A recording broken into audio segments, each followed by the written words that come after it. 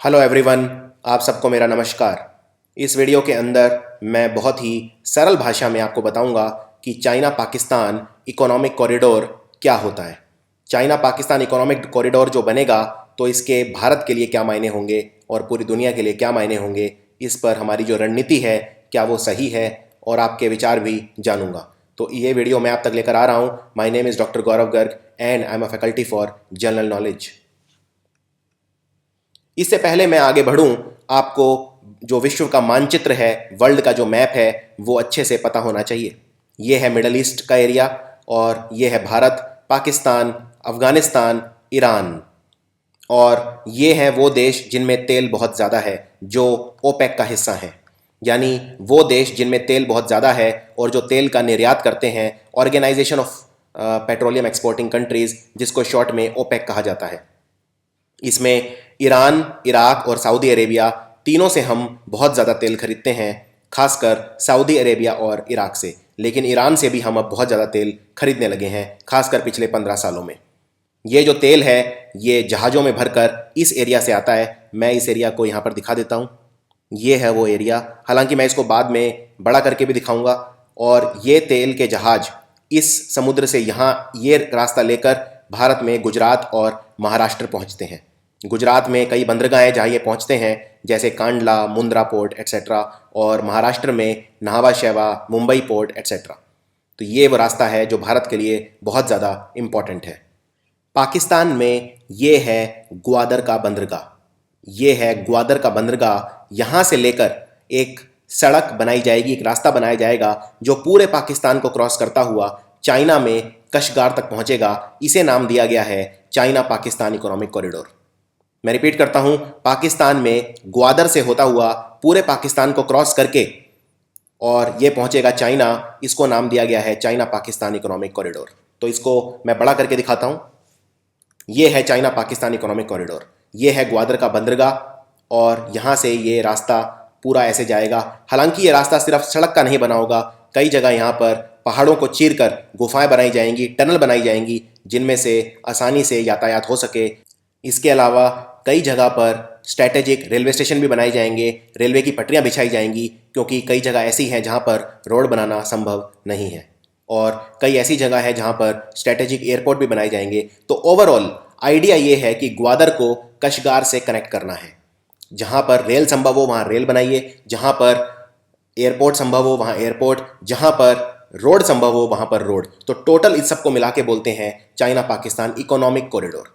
ग्वादर से लेकर कशगार तक ये बलूचिस्तान से होकर गुजरेगा, फिर पाकिस्तान का जो पंजाब एरिया का कुछ हिस्सा है उससे होकर गुजरेगा, फिर फेडरली एडमिनिस्ट्रेड ट्राइबल एरिया यानी फाटा से होकर को टच करेगा और उसके बाद गिलगित बल्टिस्तान एरिया से होकर ये आगे जाएगा। ये जो गिलगित बल्टिस्तान का एरिया है इसे कहते हैं पाकिस्तान ऑक्यूपाइड कश्मीर। पाकिस्तान इसे आज़ाद कश्मीर कहता है और भारत इसे पाकिस्तान ऑक्यूपाइड कश्मीर कहता है। इसकी राजधानी है मुजफ्फराबाद और उसके बाद ये एंटर करेगा चाइना में, कशगार तक ये जाएगा। तो जैसा मैंने बताया ये पहाड़ी रास्ता है, यहाँ पर रोड बनाए जाएंगे, खूबसूरत रोड, लेकिन हर जगह रोड बनाना संभव नहीं होगा। इसलिए कई जगह पहाड़ों के अंदर गुफाएं बनाई जाएंगी, रेलवे स्टेशन बनाए जाएंगे या फिर कई जगह एयरपोर्ट भी बनाए जाएंगे। अब ये जो एरिया है ये इतना इंपॉर्टेंट क्यों है? जैसा मैंने बताया, ये मिडल ईस्ट का जो एरिया है मैं इसे बड़ा करके दिखा रहा हूँ।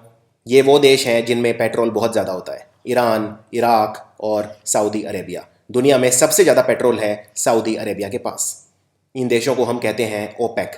ये वो देश हैं जो तेल का निर्यात करते हैं, organisation for petroleum exporting countries यानी ओपेक। अब तेल के जो जहाज़ हैं वो गल्फ़ से होकर, यहाँ ये समुद्र से होकर ऐसे आते हैं और क्रॉस करते हुए फिर ये अरब सागर की तरफ आते हैं।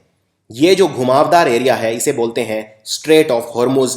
यहाँ से दुनिया का लगभग 1/3 ऑयल, 1/3 तेल इस एरिया से पास होता है। जहाज लेकर जाते हैं दुनिया का 1/3 तेल, यानी इस एरिया को जो कंट्रोल करेगा वो दुनिया की लगभग 1/3 ऑयल की सप्लाई कंट्रोल कर सकता है। इस एरिया से जो तेल के जहाज हैं वो भारत आते हैं, बम्बई और गुजरात, जैसा मैं बता चुका हूँ, और पाकिस्तान भी जाते हैं। पाकिस्तान का ये जो पोर्ट है इसे बोलते हैं ग्वादर। पाकिस्तान का ये पोर्ट है ग्वादर पोर्ट। यहाँ पर पाकिस्तान अपना जो तेल खरीदता है वो ग्वादर पोर्ट के थ्रू खरीदता है इन देशों से, ईरान, इराक और सऊदी अरब से। तो ये आपको याद रखना है, ग्वादर पोर्ट पाकिस्तान के लिए बहुत ज़्यादा इंपॉर्टेंट है। लेकिन चाइना इतना क्यों ग्वादर पोर्ट को पसंद कर रहा है, ग्वादर पोर्ट से कनेक्शन चाहता है पूरे पाकिस्तान को लेकर? आइए इस पर थोड़ा सा प्रकाश डालते हैं। चाइना ये 3000 किलोमीटर लंबा सी पैक यानी चाइना पाकिस्तान इकोनॉमिक कॉरिडोर बनाना चाहता है, जो ग्वादर को कनेक्ट करेगा काशगार से। जो काशगार है ये चाइना के अंदर है, जो जिनजियांग प्रोविंस के अंदर पड़ता है। जिनजियांग चाइना का हिस्सा है जहां पर कशगार है। 3000 किलोमीटर लंबा पोर्ट, इसको बनाने की जो लागत है वो है लगभग $46 बिलियन। $46 बिलियन इन्वेस्टमेंट करके बनाएगा चाइना सी पैक। चाइना इसे क्यों बनाना चाहता है, इसको समझने के लिए बहुत इंपॉर्टेंट है कि हम दुनिया की का जो भूगोल है, जो ज्योग्राफी है, उसे समझें। तो आइए इस पर नज़र डालते हैं। ये जो गुलाबी कलर में आप देख रहे हैं ये है पूरा चाइना यहाँ तक। इसके बाद ये गुलाबी रंग का है पाकिस्तान।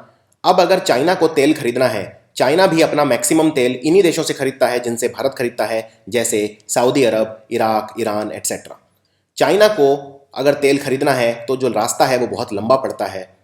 ये रास्ता ऐसे है, यहाँ से गल्फ से होते हुए स्ट्रेट ऑफ हॉर्मुज, उसके बाद अरेबियन सी के बाद इंडियन ओशियन, उसके बाद ये स्ट्रेट ऑफ मलक्का, और यहाँ से ये होते हुए साउथ चाइना सी को क्रॉस करते हुए हांगकांग पहुँचता है तेल, या फिर चाइना में और आगे शंघाई पहुँचता है, या फिर और आगे जहाँ जाते हैं तियानजिन पोर्ट तक। तो आप ये रास्ता देख रहे हैं कितना लंबा है। यहाँ से ये जो रास्ता है ये इतना लंबा है, और ये चाइना के पूर्व में जाता है यानी ईस्ट। अगर मैं चाइना को डिवाइड कर दूं तो चाइना का ये है ईस्ट वाला पार्ट, पूर्वी पार्ट, और ये है पश्चिमी पार्ट। चाइना का जो पश्चिमी पार्ट है यहाँ पर चाइना की सिर्फ 6% आबादी रहती है, और चाइना के पूर्वी पार्ट में 94% पॉपुलेशन रहती है चाइना की।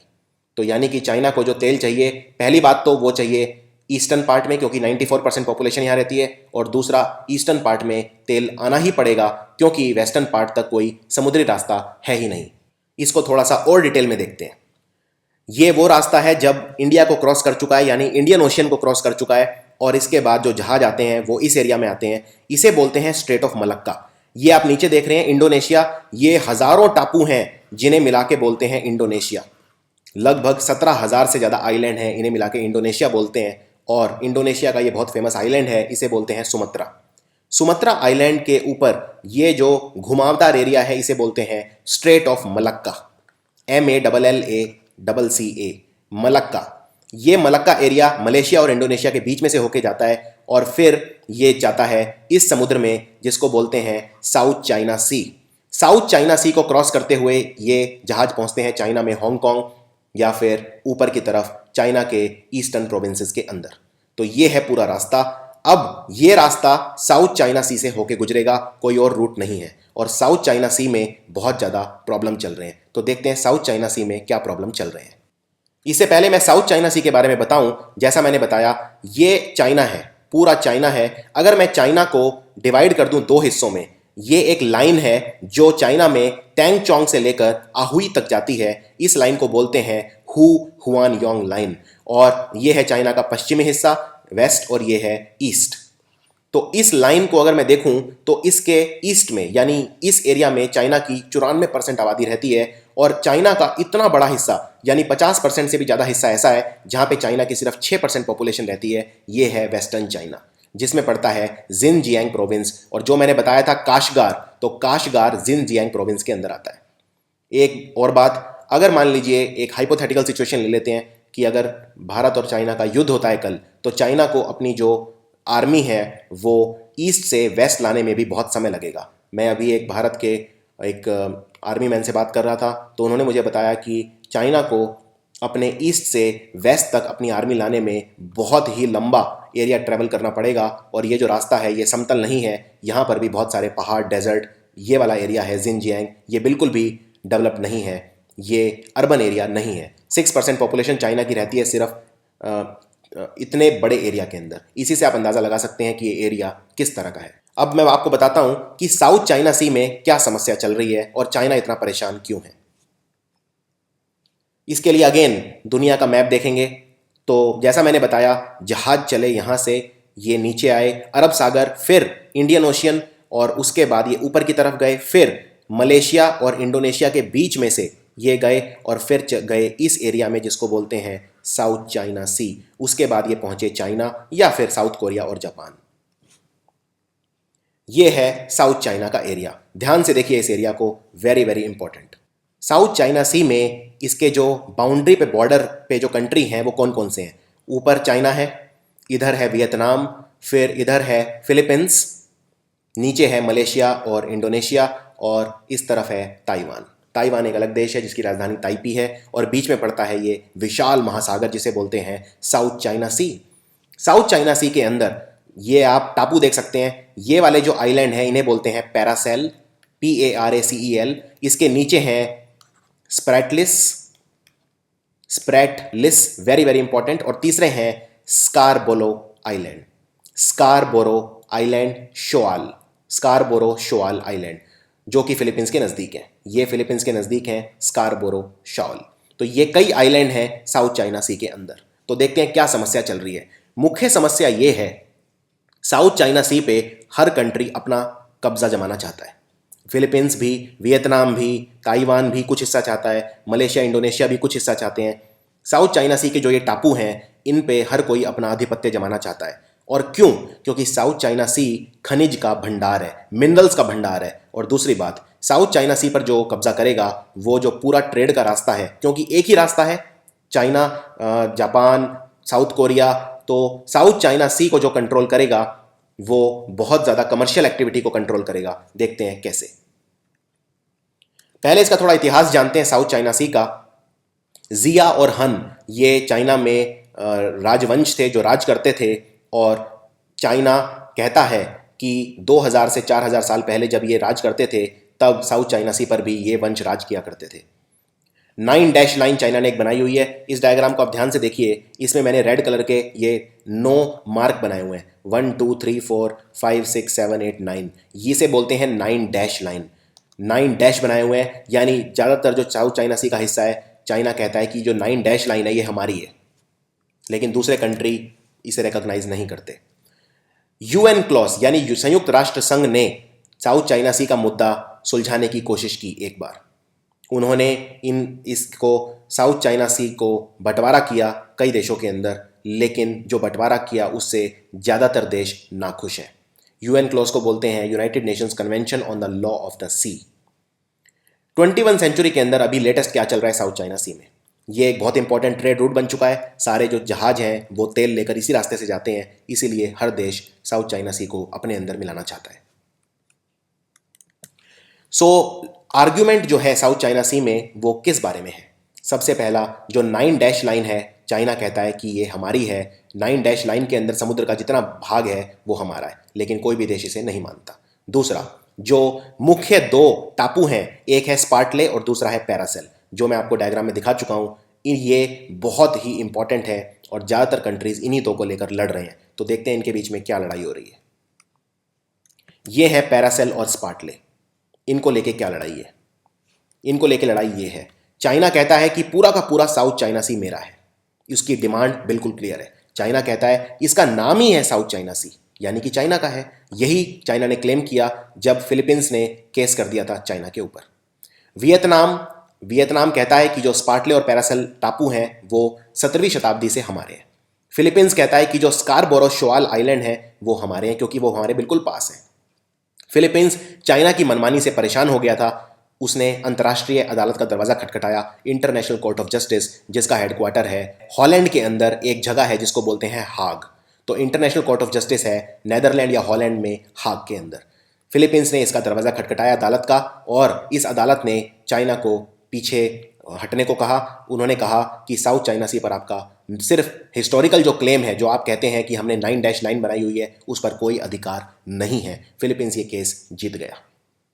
उसके बाद मलेशिया भी इसमें बहुत सारा हिस्सा साउथ चाइना सी में अपना क्लेम करता है, खासकर स्पार्टले ग्रुप का, क्योंकि जो स्पार्टले के टापू हैं वो मलेशिया से थोड़ा सा पास हैं।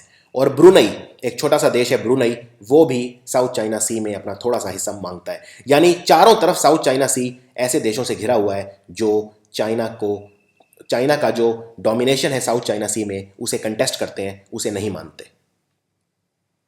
अब साउथ चाइना सी में क्या चल रहा है? वियतनाम, ताइवान और फिलीपींस, इन्होंने जो साउथ चाइना सी के अंदर टापू हैं उन पे थोड़ा थोड़ा कंस्ट्रक्शन स्टार्ट कर दिया है, अपनी सेनाएं यहाँ पर लगा दी हैं। और चाइना ने पिछले खासकर 18 महीनों के अंदर बहुत सारी कंस्ट्रक्शन यहाँ पे की हैं। इनफैक्ट चाइना कुछ आर्टिफिशियल टापू भी यहाँ पर बना रहा है, जिससे जो समुद्र का इकोसिस्टम है, जो वहाँ के वनस्पति और जानवर हैं, वो डिस्ट्रॉय हो रहा है इकोसिस्टम, और ये एक और एनवायरमेंटल कंसर्न है। चाइना ने भी अपनी बहुत सारी मिलिट्री साउथ चाइना सी के अंदर लगा रखी है। खासकर चाइना ने अपनी जो नेवी है, जो जल सेना है, वो लगा रखी है। अब चाइना साउथ चाइना सी पर आधिपत्य क्यों जमाना चाहता है? चाइना क्यों चाहता है कंट्रोल करना साउथ चाइना सी को? सबसे पहला ये ट्रेड रूट है, जैसा हम देख चुके हैं। तो अगर ये ट्रेड रूट है और ये एकमात्र ट्रेड रूट है जो चाइना भी जाता है या फिर जापान भी जाता है, तो जापान चाइना का सबसे बड़ा दुश्मन है। हालांकि दोनों देशों के बीच में हर साल $350 बिलियन का ट्रेड अभी होता है, लेकिन चाइना और जापान सबसे बड़े एडवर्सरी हैं। तो चाइना जापान की भी कल को अगर साउथ चाइना सी को कंट्रोल करेगा तो जापान की पूरी सप्लाई काट सकता है। जापान का जो ट्रेड रूट है मिडल ईस्ट से और एशिया से, वो काट सकता है। दूसरी बात, चाइना जो साउथ चाइना सी है, इसका जो तल है, इसका जो धरातल है, समुद्र के नीचे बहुत सारे तेल के भंडार हैं, नेचुरल गैस के भंडार हैं। तो ये हज़ारों लाखों करोड़ रुपए का मुनाफा चाइना नहीं खोना चाहता। साउथ चाइना सी पर कब्जा करने का मतलब ये है कि साउथ चाइना सी के जितने भी खनिज हैं, मिनरल्स हैं, जो नेचुरल गैस के भंडार हैं, ऑयल के भंडार हैं, उन पर चाइना का दबदबा हो जाएगा। लेकिन अमेरिका क्या कर रहा है? अमेरिका चाइना को काउंटर करना चाहता है, चाइना को दबाना चाहता है। इसीलिए अमेरिका चाइना के जो दुश्मन हैं, जैसे भारत, जैसे जापान, जैसे वियतनाम, उनके साथ मिलकर स्ट्रेटेजी बना रहा है। अमेरिका वियतनाम और फिलीपींस को टेक्नोलॉजी प्रोवाइड कर रहा है, मिलिट्री हार्डवेयर प्रोवाइड कर रहा है, जिससे वो अपनी सैन्य शक्ति बढ़ा सकें। इसके अलावा अमेरिका भारत और जापान के साथ मिलके इंडियन ओशन के अंदर नेवल एक्सरसाइज भी करता है, जिसे बोलते हैं मालाबार एक्सरसाइज। ये चाइना के लिए बहुत बड़ा सरदर्द बन गया है। अब आपको ये समझ में आ गया होगा कि चाइना CPEC क्यों बनाना चाहता है। एक जो रास्ता है जहाज़ों के लिए, ट्रेड रूट है, वो बहुत ही ज़्यादा लंबा है। दूसरा, इस रास्ते में भी साउथ चाइना सी की जो प्रॉब्लम है उससे चाइना परेशान है। इसीलिए चाइना एक ऐसा रास्ता चाहता है जिससे ये सारी दिक्कतें ना हो, और उसके लिए सबसे अच्छा है पाकिस्तान के ग्वादर पोर्ट से पाकिस्तान को क्रॉस करता हुआ चाइना काशगार तक ये रास्ता ले ले। ये छोटा भी पड़ेगा और साउथ चाइना सी की प्रॉब्लम भी नहीं होगी, इसमें चाइना का खर्चा भी बहुत कम होगा। और चाइना मिडल ईस्ट से ज़्यादा अच्छे संपर्क बना पाएगा एशियन कंट्री से, जो सेंट्रल एशियन कंट्रीज़ हैं, इससे ज़्यादा अच्छा अपना व्यापार बढ़ा पाएगा। ये चाइना का जो one belt one road policy है जो चाइना बनाना चाहता है, उसका भी हिस्सा है। इसलिए चाइना के लिए बहुत ज़्यादा इंपॉर्टेंट है। चाइना का जो पश्चिम हिस्सा है, वहाँ तक आसानी से ट्रेड रूट चाइना अपने ईस्टर्न पार्ट में ले जा पाएगा, और चाइना अपना जो वेस्टर्न एरिया है, जहाँ पर सिर्फ 6% आबादी रहती है, उसे भी डेवलप कर पाएगा। क्योंकि जो ट्रेड रूट है, अब पहले तो ईस्ट चाइना तक था, इसलिए ज़्यादातर जो आबादी थी इस एरिया में बस गई। लेकिन जब इस एरिया में भी चाइना का संपर्क होगा मिडल ईस्टर्न कंट्री से और बाकी सेंट्रल एशियन कंट्री से, तो चाइना का ये वाला पार्ट भी डेवलप होगा, इंडस्ट्रियलाइज हो पाएगा। इसीलिए चाइना बनाना चाहता है CPEC। चलिए इस पर अब देखते हैं भारत क्या करे और भारत की क्या स्ट्रेटेजी होनी चाहिए। अगर हम चाइना पाकिस्तान इकोनॉमिक कॉरिडोर को ध्यान से देखें तो ये पहले तो बलूचिस्तान से होकर गुजरता है, और जब ये चाइना में एंटर करता है उससे पहले ये वाला जो एरिया है, ये पाकिस्तान ऑक्यूपाइड कश्मीर है। इसे गिलगिट बल्टिस्तान का एरिया कहते हैं। ये पाकिस्तान ऑक्यूपाइड कश्मीर है, और पाकिस्तान ऑक्यूपाइड कश्मीर भारत का हिस्सा है। याद रखिए, ये टेक्निकली भारत का हिस्सा है। आप इसे डिस्प्यूटेड एरिया बोल सकते हैं। तो डिस्प्यूटेड एरिया अगर है तो पाकिस्तान को किसने ये अधिकार दिया कि वो चाइना को ये इजाज़त दे कि वो यहाँ से रास्ता बनाए? इसमें भारत अगर नहीं चाहेगा तो यहाँ से रास्ता पाकिस्तान चाइना नहीं बना सकते। इस एरिया को पाकिस्तान ने मिलिट्रली ऑक्यूपाई किया हुआ है, इस पर अपनी सेना से ज़बरदस्ती कब्जा किया हुआ है। इसे पाकिस्तान आज़ाद कश्मीर कहता है और भारत पाकिस्तान ऑक्यूपाइड कश्मीर कहता है।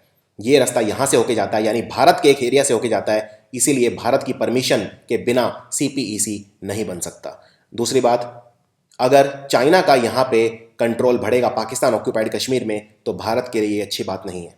भारत को फिर पाकिस्तान और चाइना दोनों से एक साथ निपटना पड़ेगा, जो भारत के लिए बहुत बड़ा हमारी सुरक्षा के लिए खतरा है। तो ये है पहला खतरा चाइना पाकिस्तान इकोनॉमिक कॉरिडोर को लेकर। दूसरा सबसे बड़ा खतरा भारत के लिए ये है कि ग्वादर पोर्ट से सिर्फ 72 किलोमीटर की दूरी पर भारत अपना पोर्ट बना रहा है, डेवलप कर रहा है ईरान के अंदर। ये है पाकिस्तान, ये है अफगानिस्तान और ये है ईरान। तो अफगानिस्तान से होता हुआ एक रास्ता है जो ईरान को ट्रैवल करता हुआ यहाँ पर आता है समुद्र के पास, इसे बोलते हैं छाबार बंदरगाह। छाबार बंदरगाह भारत बना रहा है, भारत डेवलप कर रहा है। ईरान के अंदर भारत $20 बिलियन की इन्वेस्टमेंट कर रहा है और अफगानिस्तान के अंदर भारत लगभग $300 मिलियन की इन्वेस्टमेंट कर रहा है। अफगानिस्तान से भारत के रिश्ते बहुत अच्छे हैं, भारत का बहुत क्लोज फ्रेंड है अफगानिस्तान, और भारत का एक अच्छा दोस्त है ईरान। $300 मिलियन की इन्वेस्टमेंट अफगानिस्तान के अंदर कर रहा है। नरेंद्र मोदी अफगानिस्तान से रिश्ते बढ़ा रहे हैं, इंप्रूव कर रहे हैं, क्योंकि वो जानते हैं कि अफगानिस्तान और ईरान की मदद चाहिए अगर हमें ग्वादर पोर्ट को काउंटर करना है। तो अफगानिस्तान और ईरान, अफगानिस्तान में बहुत सारे जो खनिज हैं उनके भंडार हैं, ऑयल के रिजर्व्स हैं, नेचुरल गैस के रिजर्व्स हैं जो भारत को चाहिए, लेकिन अफगानिस्तान से भारत ट्रेड नहीं कर पाता क्योंकि बीच में पाकिस्तान आता है, इसीलिए ये रूट भारत के लिए बहुत इंपॉर्टेंट है। तो भारत छबार पोर्ट बना रहा है और छबार पोर्ट और ग्वादर पोर्ट दोनों बहुत ही पास हैं, सिर्फ 72 किलोमीटर का डिस्टेंस है दोनों के बीच में।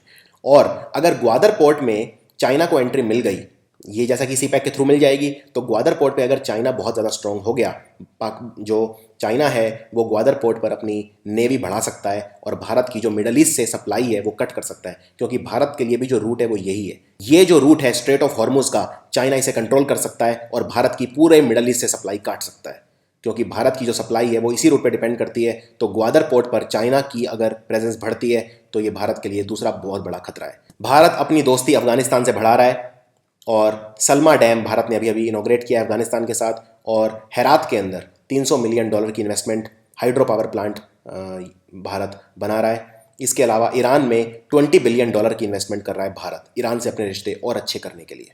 इसके अलावा एक और बहुत इंपॉर्टेंट इशू पे आते हैं, बलोचिस्तान। पाकिस्तान का मैप इसके लिए आपको जानना पड़ेगा। ये है पाकिस्तान का पॉलिटिकल मैप, ये है बलोचिस्तान, ये पूरा जो ब्राउन कलर में है ये है बलोचिस्तान। ये है नीचे सिंध जिसकी राजधानी है कराची, ये है पंजाब, पाकिस्तान वाला पंजाब है, ये भारत के पंजाब से बहुत बड़ा है। ये है पाकिस्तान का ट्राइबल एरिया, आदिवासी एरिया जिसे कहते हैं फाटा, फेडरली एडमिनिस्ट्रेड ट्राइबल एरिया, और ये है नॉर्थ वेस्टर्न फ्रंटियर, और ये जो एरिया है ये है पाकिस्तान ऑक्यूपाइड कश्मीर। अब जो पोर्ट आएगा वो कैसे आएगा? ये ग्वादर पोर्ट है, ये आएगा बहुत सारे पहाड़ों को क्रॉस करके, सुलेमान के पहाड़ों को क्रॉस करके, कैटा होता हुआ आगे, और फिर ये जाएगा चाइना, यानी कि पाकिस्तान ऑक्यूपाइड कश्मीर से होता हुआ भी जाएगा और बलोचिस्तान से होता हुआ भी जाएगा। अब पाकिस्तान ऑक्यूपाइड कश्मीर तो हमने देख लिया, लेकिन बलोचिस्तान हमने नहीं देखा, तो बलोचिस्तान के बारे में थोड़ा जानते हैं। बलोचिस्तान पाकिस्तान का 44% एरिया है, लेकिन सिर्फ 5% पाकिस्तान की आबादी रहती है बलोचिस्तान में। याद रखिए, बलोचिस्तान पर जो पाकिस्तान ने कब्जा कर रखा है वो गैर कानूनी है। पाकिस्तान जब अलग देश बना 1947 में, जब भारत और पाकिस्तान दो अलग अलग हो गए, तो पाकिस्तान के साथ जो बलोचिस्तान है ये इंडिपेंडेंट था, लेकिन पाकिस्तान ने अपनी मिलिट्री भेजकर ज़बरदस्ती बलोचिस्तान को इस पर कब्जा जमा लिया और बलोचिस्तान तब से पाकिस्तान के अधीन है। बलोचिस्तान जो है, यहाँ पर बहुत ज़्यादा जो नेचुरल गैस, मिनरल्स, इसके भंडार हैं। पूरी पाकिस्तान की इकोनॉमी बलोचिस्तान सपोर्ट करता है, और बलोचिस्तान में जो लोग रहते हैं जैसे बलोच, पश्तून, इनको बहुत ज़्यादा गरीबी के अंदर रखा जाता है। बलोचिस्तान पे जो कब्ज़ा है पाकिस्तान का वो गैर कानूनी, गैर अधिकृत है, और बलोचिस्तान में ह्यूमन राइट्स वायलेशन बहुत ज़्यादा है, यानी मानवाधिकारों का हनन बहुत ज़्यादा होता है। वहाँ के जो लीडर हैं उन्हें जान से मार दिया जाता है। इनफैक्ट बलोचिस्तान को आज़ाद करवाने के लिए बहुत सारी ऑर्गेनाइजेशन है, जिनमें सबसे मुख्य है बलोचिस्तान लिबरेशन आर्मी, और पार्टी है जिसको बोलते हैं Balochistan Republican party. Balochistan Republican party के जो नेता हैं अकबर बुगती, उनको 2006 में पाकिस्तान आर्मी ने मार डाला, और इनके जो पोते हैं ब्रह्मदो भुगती, वो अब यहाँ से जान बचाकर भागे हुए हैं और विदेश में रहते हैं। तो पाकिस्तान ने बलोचिस्तान में जिस तरह से ह्यूमन राइट्स वायलेशन किए हुए हैं वो बहुत ही ज़्यादा हैं, मानवाधिकारों का जो हनन है वो बहुत ज़्यादा है। इसके अलावा बलोचिस्तान आज़ादी के लिए पुकार रहा है। नरेंद्र मोदी ने अभी अभी एक बहुत अच्छी चीज़ की, अपना जो लाल किले से एड्रेस दिया 15 अगस्त में, उसमें बलोचिस्तान को सपोर्ट किया और बलोचिस्तान में एक नई जान इसमें आ गई है। बलोचिस्तान में कुछ इंटर ट्राइबल कन्फ्लिक्ट भी होते हैं, यानी बलोचिस्तान में जो शिया और सुन्नी है उनके बीच भी काफ़ी ज़्यादा विवाद होता है, काफ़ी ज़्यादा लड़ाइयाँ होती हैं। ज़्यादातर जो बलोचिस्तान में मुस्लिम हैं वो सुन्नी हैं, लेकिन कुछ शिया भी हैं। और तालिबान से कुछ जो लड़ाके भागकर बलोचिस्तान आ गए थे वो अल-कायदा ग्रुप के थे, और अल-कायदा आप जानते हैं सुन्नी आतंकवादी संगठन है। तो इन्होंने जो शिया है वहाँ पर काफ़ी मारकाट की, काफ़ी ज़्यादा उनकी जो मस्जिदें थी वो तोड़ी और उनके लोगों को मारा। बलूचिस्तान में इसके अलावा जो बड़े बड़े पॉलिटिकल लीडर हैं उनका सरेआम कत्लेआम पाकिस्तान करता है। इसीलिए बलूचिस्तान के मानवाधिकारों की रक्षा के लिए ज़रूरी है कि भारत बलूचिस्तान की आज़ादी के लिए लड़े, और अगर बलूचिस्तान आज़ाद हो गया तो CPEC बनने का जो सपना है वो सपना ही रह जाएगा। यानी बलूचिस्तान को जो इकोनॉमिकली एक्सप्लॉइट पाकिस्तान करता आ रहा है, भारत को उसे रोकना चाहिए। ये है बलूचिस्तान एरिया। बलूचिस्तान ज़्यादातर डेजर्ट एरिया है, डेजर्ट या पहाड़ों का एरिया है। बहुत सारे यहाँ पहाड़ हैं, जैसे रस्को के पहाड़ हैं, जैसे ब्राहुर, किरहार, मकरन के पहाड़ हैं, या फिर सुलेमान के पहाड़ हैं, जिनसे होकर बोलन पास के थ्रू इसकी राजधानी कैटा के अंदर जाना पड़ता है। तो ये एक जो रास्ता है ये इतना आसान नहीं होगा, पहली बात। दूसरी बात, CPEC को बनाने के लिए बहुत सारे आतंकवादी संगठन है पाकिस्तान में जो इसको नहीं बनने देना चाहते। उनकी शर्त है कि अगर ये बनने दिया जाएगा तो फिर उनमें उसका भी हिस्सा होना चाहिए। तो जैसे हक्कानी नेटवर्क है, जमातुद दावा है, बहुत सारे ऐसे आतंकवादी संगठन हैं जो इसमें अपना हिस्सा मांगेंगे, इसलिए ये बनना इतना आसान नहीं है। इनफैक्ट चाइना इस पर पुनर्विचार भी कर रहा है, क्योंकि इसकी जो कॉस्ट है बनाने की वो भी बहुत ज़्यादा है, $46 बिलियन, और इसके लिए जो पाकिस्तान की मिलिट्री है उसे आतंकवादियों के साथ नेगोशिएशन भी करना पड़ेगा। तो कुछ इसमें रुकावटें भी आ रही हैं, इस बात का भी हमें ध्यान रखना है। तो सम अप करते हैं। सबसे पहला मुद्दा है बलूचिस्तान का। भारत को पाकिस्तान को अगर सबक सिखाना है तो सबसे पहले बलूचिस्तान में जो बलोच रिबल हैं उनको बढ़ावा देना होगा। बलूचिस्तान में एक नहीं ऐसे हज़ारों वीडियोस बरामद हुए हैं जिनमें वहाँ पे पाकिस्तान की मिलिट्री कत्लेआम कर रही है, वहाँ के लोगों को टॉर्चर कर रही है। आप इससे अंदाज़ा लगा सकते हैं कि बलूचिस्तान आज पाकिस्तान की इकोनॉमी को सपोर्ट करता है। बलूचिस्तान के जितने भी मिनरल्स हैं, नेचुरल गैस हैं, पेट्रोल के भंडार हैं, वो पाकिस्तान की अर्थव्यवस्था को मजबूत करते हैं। जबकि बलूचिस्तान की जो पब्लिक है, बलूचिस्तान में रहने वाले जो लोग हैं, जो ट्राइबल लोग हैं, वो एक्सट्रीम पॉवर्टी में, गरीबी के अंदर रहते हैं। बलूचिस्तान में ऐसी ऐसी ग्रेव्स मिली हैं, ऐसे दफन करने वाले स्थल मिले हैं जहाँ से हज़ारों कंकाल बरामद हुए हैं जिनका कोई रिकॉर्ड नहीं है। बलूचिस्तान में बहुत सारे पॉलिटिकल लीडर्स हैं जिनको मौत के घाट उतारा गया है, जैसे अकबर बुगटी। और इस वक्त नरेंद्र मोदी ने जो सबसे अच्छी चीज़ की वो ये की कि लाल किले से बलूचिस्तान को सपोर्ट किया। बलूचिस्तान आज भारत की तरफ बड़ी उम्मीदों से देख रहा है। बलूचिस्तान की इस पुकार को भारत को सुनना चाहिए। दूसरा सबसे बड़ा इशू है चाइना का। चाइना से भारत को जो खतरा है वो बढ़ जाएगा। ग्वादर पोर्ट पर भी, छबार पोर्ट को जो काउंटर करेगा चाइना उस पर भी, और पाकिस्तान ऑक्यूपाइड कश्मीर के अंदर भी। पाकिस्तान ऑक्यूपाइड कश्मीर भारत का हिस्सा है, तो फिर भारत क्यों इजाज़त दे। और एक दूसरा व्यू भी है, वो ये है कि भारत में कुछ ऐसे लोग हैं जो ये कहते हैं कि हमें शांति वार्ता पाकिस्तान से रखनी चाहिए। चाहे पाकिस्तान भारत में कितना भी टेररिज्म करे, लेकिन बातचीत का दरवाज़ा हमेशा खुला रखना चाहिए। अगर CPEC बनेगा तो पाकिस्तान इकोनॉमिकली बहुत मजबूत हो जाएगा, और अगर पाकिस्तान बहुत इकोनॉमिकली मजबूत हो जाएगा तो वहाँ पर टेररिज्म उल्टा कम हो जाएगा, क्योंकि विकसित देशों में टेररिज्म रिलेटिवली कम होता है। इसीलिए अगर पाकिस्तान डेवलप हो गया तो भारत और पाकिस्तान के बीच जो रिश्ते हैं वो बहुत अच्छे हो जाएंगे। आपको क्या लगता है, क्या भारत को जो बलूचिस्तान के अंदर मानवाधिकारों का हनन हो रहा है वो पूरी दुनिया को उसके बारे में उजागर करना चाहिए, उन्हें जागरूक करना चाहिए, और बलूचिस्तान की आज़ादी के लिए बलूचिस्तान के साथ कंधे से कंधा मिलाकर खड़ा होना चाहिए, या फिर भारत को CPEC बनने देना चाहिए? आपके जो भी विचार हैं आप उसे कमेंट्स में लिख के बता सकते हैं। ये वीडियो आपको कैसा लगा आप ये भी कमेंट्स में लिख के मुझे बता सकते हैं। और अगर आप चाहते हैं कि मैं सरल भाषा में इस तरह के मुद्दे भविष्य में भी आप तक बनाता रहूं तो वो भी आप लिख सकते हैं। This is doctor Gaurav Garg. I am signing off. Thank you for watching.